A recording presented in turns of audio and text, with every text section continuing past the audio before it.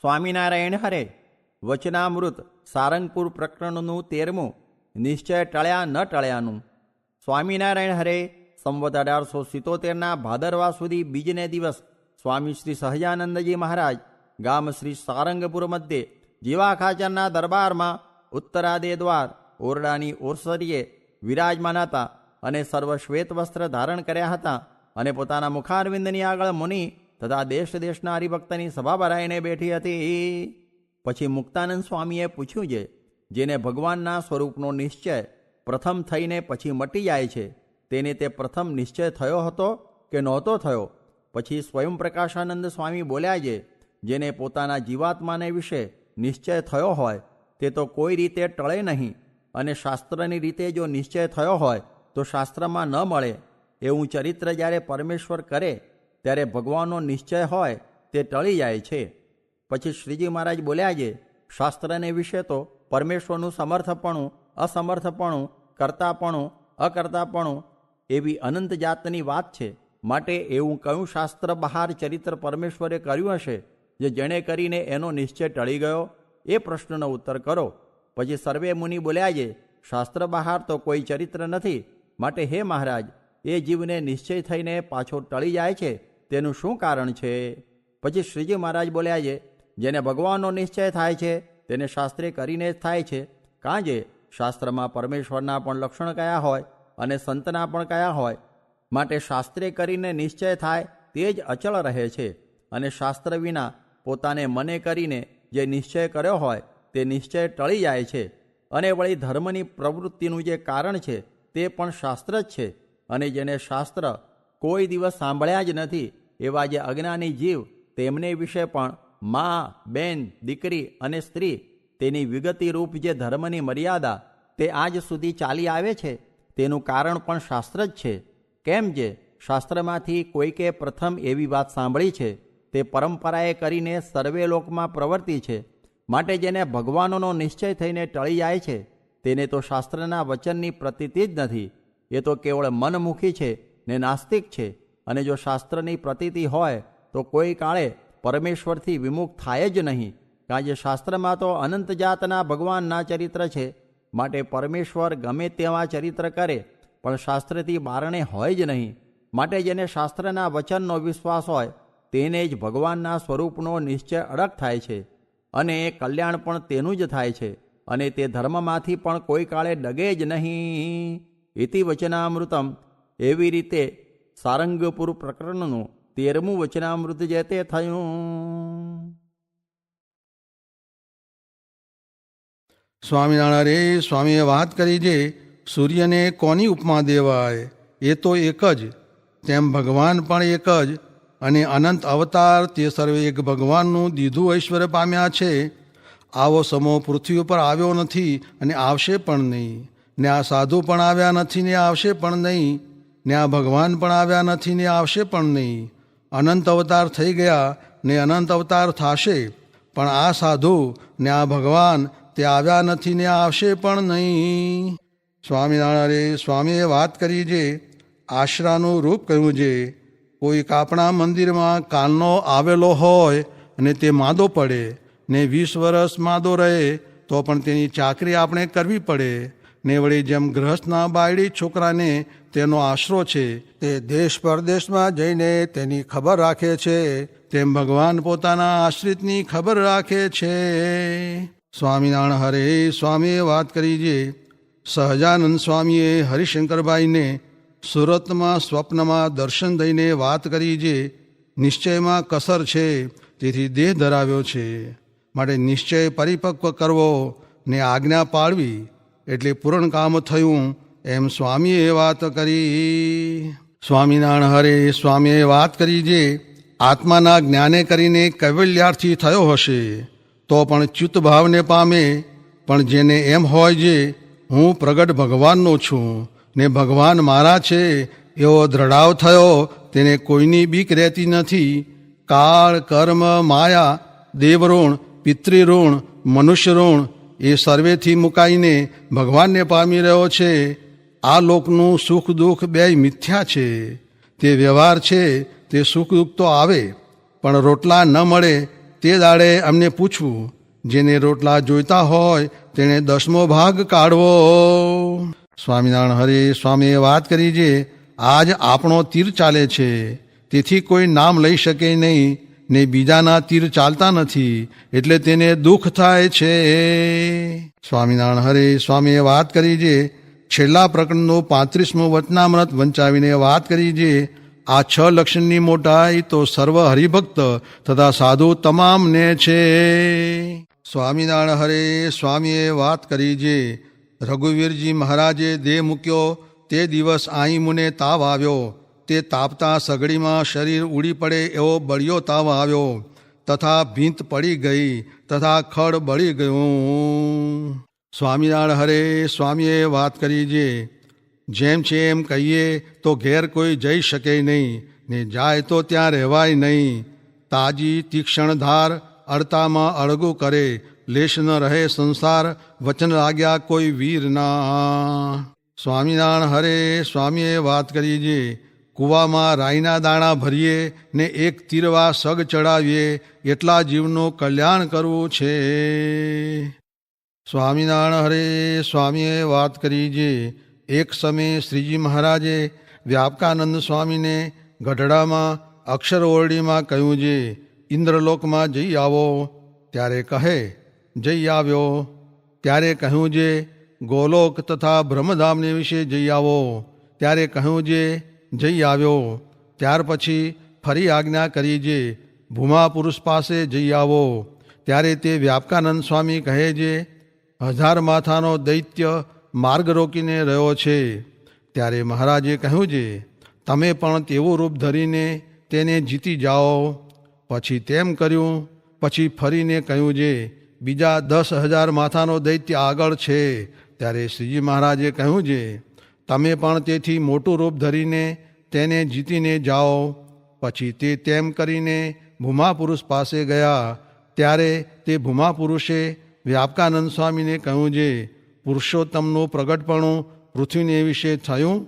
ત્યારે તે કહે છે, થયું. એ વાર્તા સાંભળીને ભૂમા પુરુષ અતિશય ગદગદ કંઠે થઈને રાજી થઈ જતા હવા ને સંતને પોતાના સિંહાસન ઉપર બેસાડીને અતિશય સુગંધીમાન પુષ્પ ચંદનાદિકે કરીને તેની આરતી પૂજા કરતા હવા ને અતિશય આનંદથી શ્રીજી મહારાજના સમાચાર પૂછીને બોલ્યા છે. મુને પ્રથમ શ્રીજી મહારાજે કહ્યું હતું જે, અમો જ્યારે બ્રહ્માંડમાં પધારશું ત્યાં તમ પાસે સંત મોકલશું. તે આજ સત્ય કર્યું. એવી રીતે પરસ્પર એ 2 જણે શ્રીજી મહારાજના મહિમાની વાર્તા સારી પેઠે કરી. તે પછી તે લોકમાં 4 ભુજવાળા મનુષ્ય હતા. તેમને વ્યાપકાનંદ સ્વામીએ શ્રીજી મહારાજના મહિમાની વાર્તા કરીને નિશ્ચય કરાવીને તે સર્વે મુક્તને બ્રહ્મપુરને વિશે મોકલી દીધા. પછી સમાધિમાંથી પાછા આવીને શ્રીજી મહારાજને જેમ થયું તેમ વાત કરી દેખાડી. તે વાતને સાંભળીને શ્રીજી મહારાજે વિચાર કર્યો છે, જ્યારે પાદશાહ ગાદીએ બેસે ત્યારે બંધીવાન માત્રને છોડી મૂકે છે, તેમ અમારે પણ અગણિત જીવના કલ્યાણ કરવા છે. એમ વિચારીને સ્વરૂપાનંદ સ્વામીને આજ્ઞા કરી છે, તમે જાઓ ને સર્વે નરકકુંડના જીવમાત્રને ચતુર્ભુજ રૂપ ધરાવીને ભૂમા પુરુષના લોકમાં મોકલો. ત્યારે તે સંતે તેમ જ કર્યું. પછી તે સંત પાછા આવ્યા. ત્યારે તે સંત પ્રત્યે શ્રીજી મહારાજ બોલ્યા છે, હે સંતો, અમો કોઈ દિવસ અક્ષરધામમાંથી આ બ્રહ્માંડમાં આવ્યા નથી ને આવશું પણ નહીં. માટે આજ અમારે અગણિત જીવના કલ્યાણ કરવા છે. તે માટે અમો તથા અક્ષરધામ તથા અક્ષરના મુક્ત તથા બીજા ધામના ભગવાન તથા બીજા ઈશ્વર કોટી તેણે સહિત અમે અહીં પધાર્યા છીએ. માટે તે સર્વને અક્ષરધામમાં લઈ જવા છે. એવી રીતે સંત આગળ મહારાજે પોતાના મહિમાની વાત કરી. પરમ પૂજ્ય પ્રમુખ સ્વામી મહારાજની અમૃતવાણી સંપુટ 10 મર્મની વાતો. સ્વામિનારાયણ ભગવાનની જય, અક્ષર પુરુષોત્તમ મહારાજની જય, ગુણાતીતાન સ્વામી મહારાજની જય, ભગતજી મહારાજની જય, શાસ્ત્રીજી મહારાજની જય, યોગીજી મહારાજની જય.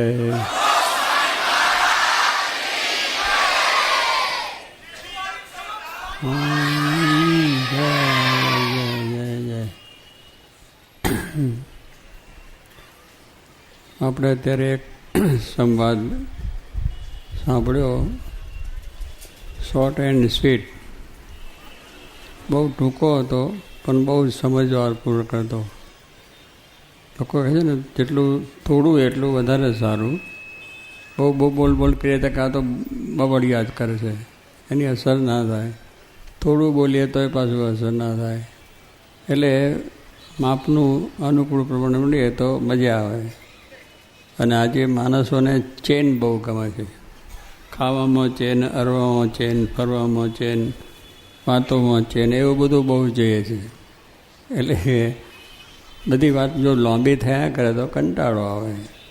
એમ ભગવાનની કથામાંય કંટાળો આવે. જે તો આપણે જીવમાં ઉતારવાની વાત છે, એમાં લાંબુ થાય કે હવે ક્યાં સુધી જ કરશે. વિવેક સાગર તો ખેંચે જ રાખે છે, ખેંચે જ રાખે છે, અમારે ક્યાં હરી બેરું. એટલે એમાં આવે છે. પણ કહેવાનું શું છે કે જેને સત્સંગ થયો છે એને આ વાતની અંદર રસ આવે, એને ગમે એટલો ટાઈમ જાય તો પણ એ થઈ જાય. એટલે જેને ભગવાનના ભક્ત છે એને રાત્રિ દિવસ સુધી ભગવાનની વાત, ગુણગાન, મહિમા ગાતા ગાતા વર્ષો જાય ને તો પણ એ જાણે એક ક્ષણ જ ગઈ છે એવું એને લાગે. અને જેને ગમતું નથી એને 5 જ વાત થાય કે ઓહો આ ક્યારે મૂકશે ને ક્યારે થશે, કેટલું લાંબુ થઈ ગયું. એટલે જેને જેમાં રસ છે એને વાંધો નહીં. ટીવીવાળાની વાત જોઈએ આપણે, ટીવીમાં કેટલો મશગુલ માણસ. આજે આ ટીવી પાછળ તો આખી દુનિયા ગાડી થઈ ગઈ છે.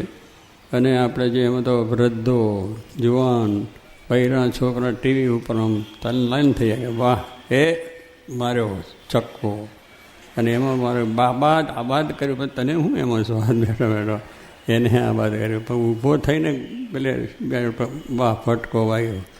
તે કેટલું બધું એમાં આસક્તિ છે, કેટલું બધું એમાં ગુલતાન પેલો વાત કરવા આવ્યો છે ને સાંભળતા નથી કે તમે આ જા. એટલે કાર્યકર્તાને અપમાનકારીને પણ કાઢ્યો. પણ આ કાર્યકર્તાનું જે કામ છે, જેને ભગવાનની વાત સમજે છે, ભગવાનનો મહિમા સમજ્યો છે, એ કોઈ દિવસ માન અપમાને ગણતા નથી. કે એવું કહે છે ચાલે જાઓ ને આ માથાકૂટ ક્યાં, કાલે આવીને રાજીનામું આપી લે કે ભાઈ મારે નહીં ફાવે, તમે તમારે બીજો કોઠી દેજો. પણ જે આવા કાર્યકર્તા થયા છે, જેને ભગવાનની વાત સમજાય છે, ભગવાનનો મુદ્દો સમજાયો છે, સત્સંગ સમજાયો છે, એને ગમે એટલા માન અપમાન થાય તો પણ ભગવાનની વાત કર્યા વગર રહેવાય નહીં. એ વાતને કરે જ રાખે. એટલે આપણે એ છે કે ભાઈ સત્સંગ જેને થયો છે એને આ વાત તરસ લાગે. જેમાં જેને રસ હોય એને બહુ મજા આવે, રસ ન બનાવે. પણ જ્યારે આપણને આવો સત્સંગ મળ્યો છે, જેવો આવો જોગ પણ મળ્યો છે, મનુષ્યદેવ એ પણ મળ્યો આપણને ભગવાનની કૃપાથી. અને કડીકાળમાં આવા ભગવાન શ્રીજી મહારાજનો અવતાર સાક્ષાત પૂર્ણ પુરુષોત્તમ અને એમના ધારક સંત ગુણાતીત શાસ્ત્રી મહારાજ, યોગીજી મહારાજ સંત, એ આપણને જોગ થઈ ગયો. આપણો મનુષ્ય દેહ અને એ વખતે એ અવસરમાં આપણને આ એમનો યોગ થઈ ગયો. એ બહુ મોટી વાત થઈ ગઈ. કોટી કલ્પે વાત ન બને, અનંત જન્મ ધારણ કરીએ તો પણ વાત ન બને. એ ભગવાનની કૃપાથી આવો યોગ થઈ હોય તો એ આપણે સમય સાચવી લેવો જોઈએ કે આ દેહે કરીને ભગવાનને રાજી કરવા છે ને ભગવાનને પ્રસન્ન કરવા છે. ભલે ગમે એટલું દુઃખ આવે, સુખ આવે, મુશ્કેલીઓ પણ આવે. સત્સંગ કરો તો મુશ્કેલી આવે. પેલાના બૈરા બીજાના મોઢા બધી, એટલે એને બધી સારવાર. પાછું સત્સંગનું કામ પણ એને જો જીવમાં હતું તો સત્સંગનું કામ પણ બરાબર નિયમિત કરે. એ બીજો હોય તો કોઈ ભાઈ મારાથી નહીં થાય, બધું મને આમ છે તેમ છે. પણ કર્મે કરીને બધું જ કરતા હોય. સત્સંગ ના હોય તો એ બધું તો કરવું જ પડે છે. અને આપણે એમાં થયા છે. પણ કેવું છે, કર્મે કરીને બધું ભોગવે, પણ આવું સત્સંગનું કામ હોય ત્યારે મન પાછું પડે. એટલે સત્સંગ પ્રધાન નથી, દેહ પ્રધાન છે સત્સંગ. શ્રીજી મહારાજે કહ્યું કે આ સત્સંગ એક જીવને ગમે છે, બીજા કોઈને ગમતો નથી. આપણે આ સત્સંગ છે એ જો દેહને પણ ના ગમે. દેહને જરા માથું દુખે એટલે કે ભાઈ આજે મારાથી સત્સંગમાં વાશે નહીં, મંદિરના દર્શન પણ થશે નહીં, માથું જ દુખ્યું. માથું તો આમ થોડું દુખે, અને માથું ને પેટ દુખે છે એ તો એને જ ખબર પડે. ડૉક્ટર વૈદને કોઈને ખબર ના પડે મારું પેટ દુખે છે, માથું દુખે છે, એનું શું છે કે એમાં પેલો કહે ના તમે કહો પણ મારું માથું દુખે છે, તો ડૉક્ટર કહે કંઈ નથી તમને, તોય પણ એને એનું એટલે થઈ જાય. કારણ એમ કહેવાનું એટલે દેહને ગમતો નથી. સત્સંગની વાત મારે માથું દુખે છે, નહીં અવાય, આજ તો હું બહુ થાકી ગયો છે ને આ મારાથી નહીં અવાય. લોકો અરે ભાઈ આ જગતને માટે કેટલું ચાલીને જઈએ, કેટલા કામ કરવું પડે, ખેતી હોય, વાડી હોય, ધંધો હોય, રોજગાર હોય, બીજું ત્રીજું કરવું નથી પડતું. પણ એક સહેજ બાબતમાં આવું થઈ જાય. મહારાજે આસક્તિનું વચનાવત કર્યું છે કે જેને ભગવાનના સ્વરૂપમાં જે આસક્તિ હોય, કથા વાર્તાની અંદર જેને આસક્તિ હોય, ભજન કરવામાં જેને આસક્તિ હોય, એ ગમે એટલો ચાલીને થાકી ગયો હોય, બહુ જ પંથ કાપ્યો હોય ને સવારથી સાંજ સુધી ચાલ કર્યો હોય, પણ એ થાકી ગયેલો માણસ આવીને બેઠો હોય, જરા આરામ કરતો હોય, પણ જ્યારે ભગવાનની કથા વાર્તાની વાત ચાલે અને એ જ્યારે થાય તો તરત બેઠો થઈ જાય, જેને કંઈ થાક લાગ્યો જ નથી. કારણ કે કથા અવરા અક્ષર કરો તો થાક ઉતરી જાય, કથા ભજન કરીએ તો થાક ઉતરી જાય. અનંત જન્મનો થાક લાગ્યો છે એ આપણો ભગવાનના ભજનથી ઉતરે. ખાવા પીવા મોજ શોખથી ઉતરે એમાં તો વધારે થાય છે. તો જો કહેવાનું શું છે કે આસક્તિવાળો કે જેને ભગવાનમાં આપણા જગતમાં આસક્તિ હોય તો એને ગમે એટલું થાય તોય દુઃખ ના થાય, ગમે એટલો કોઈ માન અપમાન કરે તોય દુઃખ ના થાય, ગમે એટલી એને મુશ્કેલી આવે, દેહની આવે, ધંધાની આવે, તો પણ એને ખાલી આસક્તિની વસ્તુ. એમ આપણે પણ જો ભગવાનના સ્વરૂપમાં ભજન કીર્તનમાં આસક્તિ હોય તો થાક જાણે લાગ્યો જ નથી. અને ગમે એટલી પોતાને મંદવાળ શરીરમાં આવ્યો હોય, આ મહારાજે એટલે કેવું છે કે ગમે એટલી એને આ પ્રમાણે થયું હોય, શું મંદવાળ આવ્યો હોય, તો પણ જ્યારે કથા વાર્તાની વાત થાય ને ત્યારે ખબરદાર થઈને બેસી જાય, કરવાને સાંભળવાને. જ્યારે મને કંઈ મંદવાળ છે જ નહીં એવું જોયું છે. સંચાય મહારાજ, જોગી મહારાજ, નિર્ગુણ સ્વામી, બધા ઘણા સંતોને એવું જોયું છે કે એવી જ્યારે વાત આવે ને ત્યારે પોતે ઊભા થઈને, આપણે તો એ મંદવાળમાં ઊભા થઈ શકીએ નહીં કે ભાઈ અત્યારે મને કથા વાર્તા નહીં ભાવે ને મને નહીં સંભળાય ને હું નહીં કરી શકું. પણ આસક્તિ જ્યારે છે માણસને, એ આસક્તિવાળો માણસની અંદર બધું સમર્પણ થઈ જાય છે. એક પંચ વિષયની અંદર, જગતના સુખની અંદર, જગતના કાર્યમાં પણ આમાં મન પડી જાય. પણ જેને આ વસ્તુ સમજાય છે કે આ જ વસ્તુ સાચી, આ તો બધું નાશવંત છે, આ બધી વસ્તુ આપણે જોઈએ છે, આ જગત છે એ પણ નાશવંત છે, એ બધું નકામું છે, દેહ પણ નકામો છે, સંસાર પણ નકામો છે. આ બધું સમજીએ, વાત કરીએ પણ મૂકી શકાતું. પણ જેને આવો જોગ સંત મળી ગયો તો એને એની એવી આસક્તિ થાય તો એવા ગમે એવા કામ હોય તો મૂકી દે. ત્રીજી વાત કરી કે રાજ સમૃદ્ધિએ કરીને અવરાઈ ગયો હોય, કે કહ્યું રાજ જેવી, જનક રાજાને રાજ હતું, જબરદસ્ત રાજ હતું, પણ છતાં એને જો સત્સંગ હતો, અષ્ટાવક્ર ઋષિ એને ગુરુ હતા, બહુ જ બ્રહ્મનિષ્ઠ શ્રોત્રિય હતા, અને એ સંગથી એને જમ્યું કે આ જગત ખોટું છે, આ જગતમાં કંઈ સુખ નથી, અને આમાં બધું જ છે, એમાં આપણું કંઈ છે નહીં, રાજપાટ શું, બંગલા, મોટર, ગાડીઓ, એમાં કંઈ આપણું છે નહીં. આપણે વિચાર કરો તમે કે આંખ મીચ્યા પછી છે આપણું કંઈ? ગમે એટલું સમૃદ્ધિ સાહેબીઓ ગમે હશે તો પણ અહીં રહેવાની. સ્વપ્નાની સમૃદ્ધિ સ્વપ્ન સાથે જશે જ. સ્વપ્નું આવ્યું, અહીં મોટા બંગલા, અહીં બધી ઝવેરાત, હીરા માણેકના ઝવેરાતની મોટી પેઢીઓ ચાલતી હોય, લગભગ દરરોજનું કરોડોનું ટર્ન ઓવર થતું હોય, આજે કરોડોનો લાભ પણ થતો હોય, હવે આ બધું થતું હોય, અને એમાં આપણે અવરાઈ ગયેલા એટલે એને ખાવાનો ટાઈમ ના હોય, સૂવાનો ટાઈમ ના હોય, છતાં પણ એમાં રસ પચો રહે. ત્યારે એવી સમૃદ્ધિ જે આવરેલો માણસ હોય એને ભજન કરવાનું મન થાય, ખરું ન થાય. પણ એ વાત કરી કે આવી બધી સમૃદ્ધિથી આવરાઈ ગયેલા હોય તો જેમ મેં જનક રાજાની વાત કરી, ખોટા રાજપાટ જબરજસ્ત હતું, એનું કામ હતું, પણ ભગવાનની ભક્તિ સત્સંગ કરવામાં તત્પર.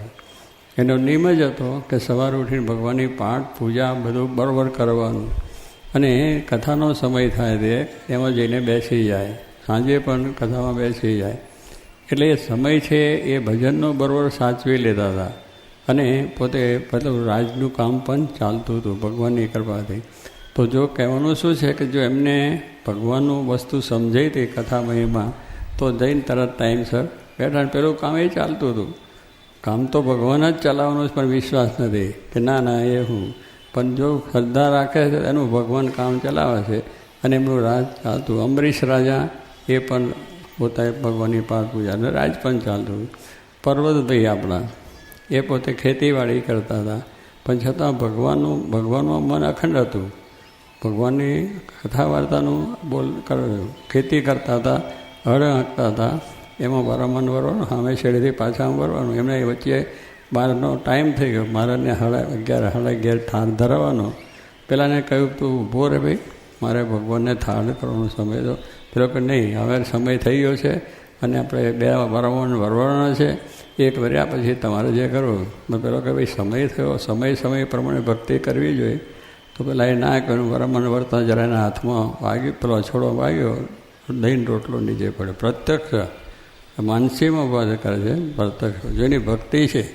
આપણે કહીએ માનસીમાં શું છે, પણ માનસીમાં ભગવાન જમે છે, અને આપણે એ પ્રમાણે જોઈએ એટલે તો પ્રત્યક્ષ. તો કહેવાનું શું છે કે પરદભાઈ જેવા પ્રવૃત્તિ હતા, ગોરધનભાઈ જેવા પ્રવૃત્તિ હતા, અને દાદા ખાચર જેવા પણ પ્રવૃત્તિમય હતા. એવા તો અનેક ભક્તો આપણા સત્સંગમાં છે અને પરોક્ષમાં છે કે પ્રવૃત્તિ કરવાની અંદર આપણે ભક્તિ ભૂલાતી નથી. કરવી હોય એને બધું થાય છે, નથી કરવાનું થાય. તો એ પ્રમાણે એને કહ્યું, તો એમને પણ આ પ્રમાણે એ થઈ ગયું. એટલે પ્રવૃત્તિની અંદર પણ આપણી ભક્તિ અવિચળ રહે, કાયમ રહે, એ થઈ જાય. એટલે ગમે એટલી સમૃદ્ધિ હોય, ગમે એટલું કામકાજ હોય, ગમે એટલી પ્રવૃત્તિ બેઠા હોય, તો પણ જ્યારે કથા વાર્તા કીર્તનની વાત નીકળે તો પહોંચી જ જવાય ત્યાં આગળ, અને તરત જ આપણે થાય. હવે આપણે કામકાજ કરીએ છીએ, ઘણું કામકાજ છે, પણ આજે 1 કરોડ રૂપિયા તમને આપવાના છે, એટલે 11 વાગે આવજો. પછી આપણે બીજા કામ હોય, કાજ હોય તો મોડા જઈશું એવું થાય છે. ઉતાવળ છે એવું કહેવાય. અરે કોઈક બીજું આવીને લઈ જાય એના કરતાં એના કલાક પહેલાં જઈને બેસે. 1 કલાક પહેલાં કે સમય જતો રહે તો ફરી પાછા રહી જવાય. તો બધું કામ હોય, કાજ હોય, ગમે એટલો લાભ થતો હોય મૂકીને પણ પહેલાં કરોડ ઉપર દ્રષ્ટિ થઈ તો ત્યાં ઉપડી જવાય છે. એમ આપણે પણ છે કે આ પ્રમાણે પ્રવૃત્તિ તો છે, કરો એનું કોઈ ના નથી. પણ જ્યારે આવો સત્સંગ ચાલતો હોય અને જોગી મહારાજ જેવા સંત આપણે એમના દર્શન કર્યા છે, એમની વાતોનો આનંદ, એમના હાસ્યનો આનંદ, એના લટકાનો આનંદ, એની વાતનો આનંદ એ અલમસ્ત કરે તો એવો જોગ મળે ખરો આપણને. એક જ વસ્તુ યાદ રહી જાય તો બેડો પાર થઈ જાય. એનું લટકું એ કહે છે હા હાજી ભલા, એ જે શબ્દનો લેખો આવે એ આપણે કેટલું જીવમાં ઉતરી જાય. ત્યારે એ સમય ચૂકી ગયા, થઈ રહ્યું, એ સમય ચૂકી ગયા. કરોડોથી શું કબજો કરતાં વધારે એનો જે આપણે સાંભળવું એ તો એનો આનંદ આપણને આવ્યો હોય તો પછી ગમે એવું તો મૂકાઈ જાય આપણું. એટલે રાજ સમૃદ્ધિ હોય તો પણ અવરાઈ જાય. એમ સ્વામી કહે છે કે આપણા જીવનની અંદર આ પ્રમાણે છે, માન અપમાન થાય તો પણ એને કંઈ લાગે. પેલા ભગત આવ્યા હતા ને પેલો ટીવી જો આમ તલ્લાના તો કહો એને દૂધકારી કરો, જા નીકળી જાય ને એ તો એને પણ એને થયું ભાઈ મહારાજને રાજી કરવા. આમાં અપમાન તો ઘણા આપણા બૈરા છોકરાઓના સાંભળ્યા છે. ઘણા જન્મો ધારણ કર્યા છે, માન થયું છે, અપમાન થયું છે, સુખ દુઃખ આવ્યું છે, એટલી મુશ્કેલીઓ આવી છે તોય પણ એ વ્યવહાર મૂક્યો નથી. અને આપણે એ વસ્તુ છે. અને ઘરમાં આપણે ઘણા વખત છે તો આપણે બહારથી કામ કરીને આવ્યા હોય અને પછી બૈરા કહે છે ઊભા થઈને વેલકમ પધારો, બહુ સુંદર તમે કામ કર્યું. કારણ એ ઘરનો છે, એકબીજાના સંબંધ છે, કુટુંબી છે, એટલે દુઃખ ના થાય કે ભાઈ બૈરા છે ને કામમાં હોય તો કાંઈ નહીં, ના બોલાય તો શું. આપણું ઘર છે તો પછી આપણે જો મંદિર ઘર બનાવ્યું હોય, કુટુંબ બધો સત્સંગ સમજાયો હોય, ભગવાનનો જો મહિમા હોય તો માન થાય, અપમાન થાય. સંબંધી સાથે દેહ ને દેહના સંબંધી જેવો ભાવ છે, આત્મબુદ્ધિ છે, એવી ભગવાનને સંતને વિશે આત્મબુદ્ધિ હોય તો સત્સંગ આવો સમજાયો હોય તો અપમાન ના થાય. અને એક જે સેવા લીધી છે એ મૂકે નહીં. તો આ એ પણ છે 4 વસ્તુ આપણને આસક્તિની જે બતાવી છે એ જો આપણા જીવમાં દ્રઢ થાય અને ભગવાનનો જે મહિમા છે જેવો છે એવો સમજાયો હોય, ઉપર ચોટ્યું નહીં જ્ઞાન, વાચ્યાર્થ જ્ઞાન નહીં. વાચ્યાર્થ જ્ઞાન તો બોલે ખરા સર્વોપરી છે, કરતા છે ને ફલોનું છે ને આ તો બહુ સારું છે ને, પણ પછી પાછું જીવમાં કંઈ ના હોય, વખત આવે મિયાં ફસકું થઈ જાય. પણ જે ગમે તે પ્રસંગની અંદર પણ એ સુરવી રહે. લક્ષાર્થ જેને કહેવાય, લક્ષાર્થ જ્ઞાન એટલે જીવની સાથે જડી ગયેલું, જીવનો સત્સંગ જેને કહે છે કે એને આ બધી બાબતનો ઉત્સાહ લક્ષાર્થ જ આવે. એમ આપણું જ્ઞાન આ બધું લક્ષાર્થ છે. એને જેને જેને થયું છે એને અખંડ આનંદ, અહો 8 પોર આનંદ છે. તો આપણે ગમે એટલી પ્રવૃત્તિ, ગમે એટલી વાતો, ગમે તેટલું થાય તો પણ આ સત્સંગ કરવો છે. જોગી મહારાજે આજ્ઞા કરી છે કે દરેકે આ પ્રમાણે સત્સંગ કરાવવો. જોગી મહારાજ પેલું શું ચાતુર્માસના નિયમ પણ આપતા બધાને, હરિભક્તો અને સંતોને હોય, અને હરિભક્તોને પણ કહેતા કે આ વર્ષે તમારે 5 સત્સંગી કરવા, 5 સત્સંગી 1 વર્ષમાં તમારે કરવા, આ પણ નિયમ આપતા કહો. તો એ પણ જો, અને જે બળિયા હતા એ બિચારા મહેનત કરતા થતા, પણ પેલો તો એક જ ઘરે ગયો હોય અને આવું અપમાન થયું હોય, કંઈ માથાકૂટ મૂકો ને આપણે ક્યાંય આ બધું સત્સંગ પ્રધાન નથી, મહિમા સમજાયો નથી, આ વાતને દૃઢ થઈ નથી, જીવમાં સત્સંગ નથી, એટલે આવું મોરું પડી જવાય છે. પણ જેને જેને થયા છે એને આ શિર સાટાની વાત કરી છે, એવો સત્સંગ પણ આપણને થયો છે. તો સત્સંગ કરવામાં મોરી વાત કરવી નહીં, મોરો વિચાર પણ કરવો નહીં. મહારાજે પણ કહ્યું છે કે મોરી વાત ન કરવી, કાં મહેનત કરીને કાં સત્સંગ થાય છે, કોણ સત્સંગમાં આવે છે. આપણે એકને કરીએ ને 2 પાછા પડે, અને ભલે પાછા 5 પડે. આપણી મહેનત, આપણી જે કાર્ય છે એ આપણે ચાલુ રાખવું. જેમ આપણે ધંધામાં ખોટ જાય છે, ખેતીમાં પણ આપણે થાય છે, નોકરીમાંથી રજા મળે છે, કેટલીક વખત બીજું બધું થાય છે, પણ પ્રયત્ન ચાલુ છે, કારણ કે એમાં માલ બનાવ્યો છે. એવો જ માલ સ્વામી કહે છે, એનાથી વિશેષ કરવાનો છે. દેહને દેહના સંબંધી માટે છે, એટલું જ ભગવાનને સંત માટે કરવાની વાત છે. તો આપણને કંઈ મન પાછું પડે નહીં, ઢીલું પડે નહીં, અને કામ થાય છે. એવા હજારો ભક્તો થયા છે. તો કહેવાનું શું છે કે આવી રીતે જે અત્યારે આ સંવાદની અંદર આપણને જે જોયું, તો આપણે જે સેવા મળી છે એ સેવા શિર સાથે કરવાની છે. શિર સાથે ભગવાનને રાજી કરવા છે, જોગી મહારાજને રાજી કરવા છે. જોગી મહારાજે આપણને કહ્યું 25,000નો નફો મૂકીને પણ આ સત્સંગ કરવો, આ સભા કરવી, કહો એટલામાં આપણું કામ થઈ જાય. એક આટલી જ આજ્ઞા પડો રવિવારની, કે રવિવારની સભામાં આવો. તો એક આજ્ઞા પડી ગઈ, કારણ કે એમાંથી શું થાય છે કે કામ કાજ બધું મૂકીને આવીએ છીએ. જેને જે ધંધો નોકરી વ્યવસાય હોય એ રવિવારનો આ દિવસ થાય છે. પણ કેટલાકને પાછું મોરી વાત હોય તો શું થાય કે મોડા જઈશું, શિવ ઉતાર છે ત્યાં જઈશું, પછી આરતીનો પ્રસાદ તો મળવાનો છે, એટલે એવા વિચારે પણ કરે. એ મોડા વિચાર કામ ના આવે.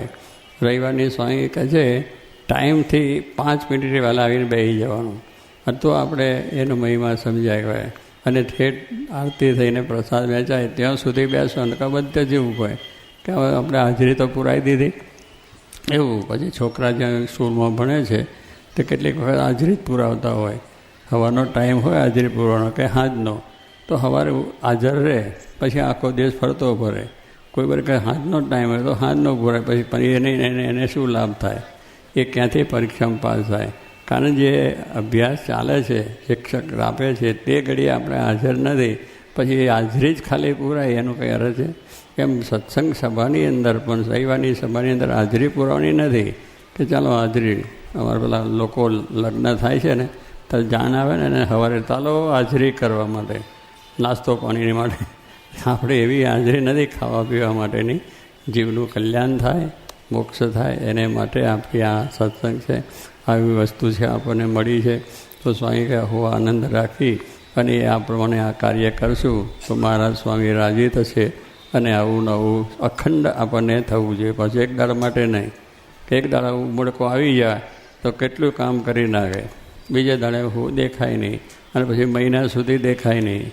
કેટલાકને પૂછીએ કેમ, તો ના કેમ સત્સંગમાં, તો કે હવે આવીએ છીએ પણ ક્યારે, કે આમ ટાઈમ મળે ત્યારે આવીએ. કંઈ મહિમા કહેવાતો છે?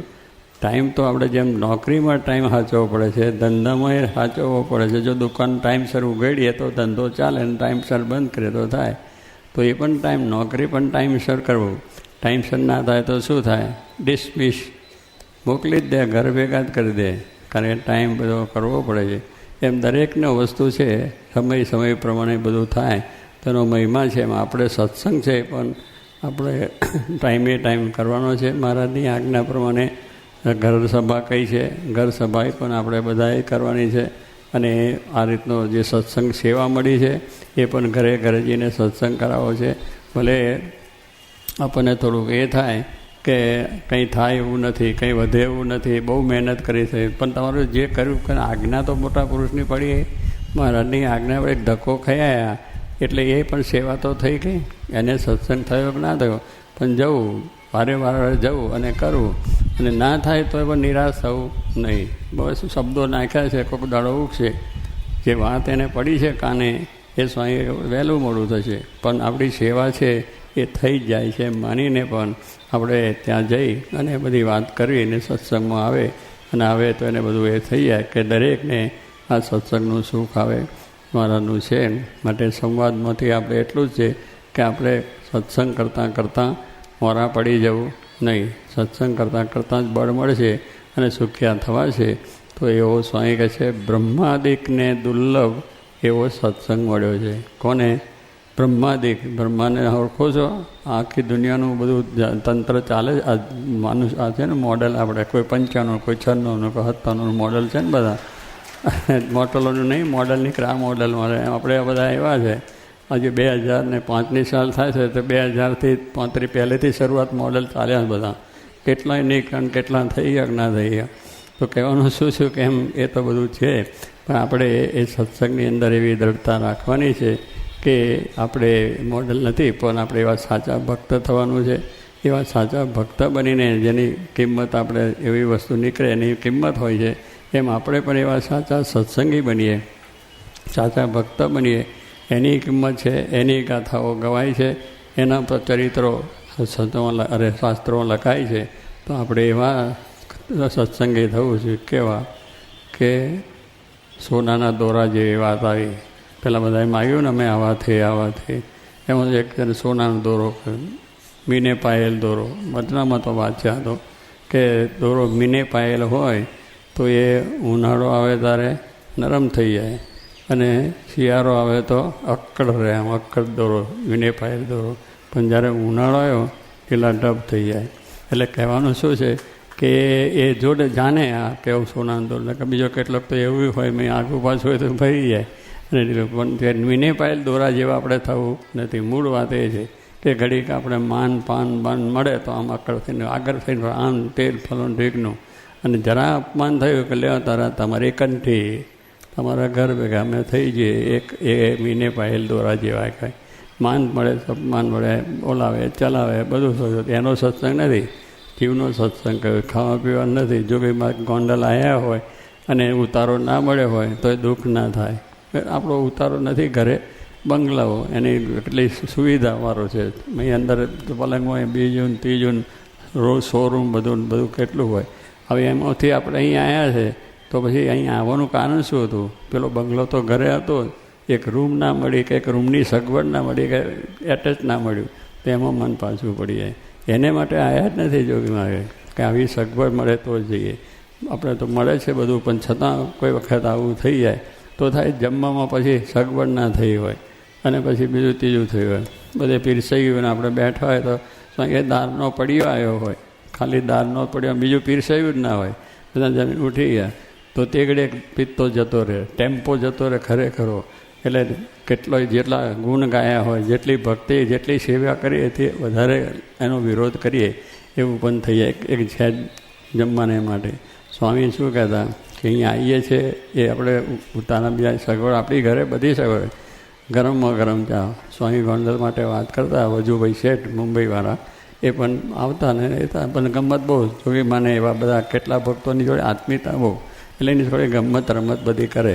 તે વજુભાઈને કહ્યું કે શેઠ કેમ ચા કેવી છે? કે ડોળા પાણી જેવી. કારણ શેઠને ત્યાં ગરમ ગરમ થાય, ગરમ ગરમ રોટલી ખાવાની ત્યાં તો. એટલે ગરમ ગરમ ચા પીતા હોય. હવે તો આપણે 3 વાગે રંગેડો ચડ્યો ને 2-3 હજાર માણસની ચા. હવે એમાં શું હવાદ આવે? એટલે એમાં એવો જ હવાદ હોય ને. કારણ કે પહેલી મૂકે એટલે ઠંડી થઈ ગઈ, સવારે શણગાર આરતી વખત ચા પીવાની થાય. તો એવું છે. રોટલી છે પેલા 11 વાગે 10 વાગે રોટલી થઈ ગઈ હોય, જમવાનું 12-12 તો ટાઢી ટમ થઈ ગઈ હોય કે એવું બધું થાય. ભલો તે હજુ કેમ છે, અરે ડોળા પાણી જેવું હોય. સ્વામી કંઈ ડોળા પાણી જેવું ન કહેવાય. અક્ષર ડેરીની ચા સર્વોપરી સર્વથી અધિક એવો મહિમા ગાય લોકો. આટલી વસ્તુ ચોખ્ખી મારે તો આપણે તો રોટલી ઘરે ગરમ મળે છે અને ચાય ગરમ મળે. એ ગરમ માટે નથી આવ્યા. આ ભગવાનના દર્શન થાય છે અને સમાગમ થાય છે. એ આપણી માટેની વિશેષતા છે. તો આવો સત્સંગ જીવમાં સર્વને થાય એ જ પ્રાર્થના.